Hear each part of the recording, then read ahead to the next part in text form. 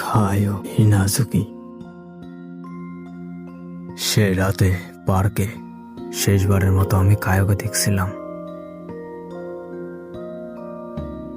পরবর্তী খবর, যদি আমি কিছু আলাদা করে থাকতাম, এই কথাটা প্রত্যেক দিন আমার মাথায় আসে।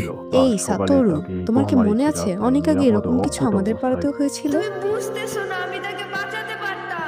আমার ক্লাসমেটদের নিখোঁজ হওয়ার 6 মাস পর জোন শিরাতরিকে অ্যারেস্ট করা হয়েছিল কিডন্যাপিং আর মার্ডারের জন্য, আর সে ছিল ইউকি। আমরা যদি কোনো কিছু নিয়ে অনেক ভাবি তো সেটা হওয়ার সম্ভাবনা বেশি থাকে। আরেকটা রিভাইভাল? ও ম্যান, খোঁজ খোঁজ। ওই লোকটাকে আমার দিকে তাকিয়েছিল। এই কেসটা মোটেও শেষ হয়নি। সাটোরা, মম, তো তার মানে তুমি কি আমার জন্য কাউকে মেরে আমাকে বাঁচাবে? এবার আমি করব যেটা আমি প্রথমে করিনি।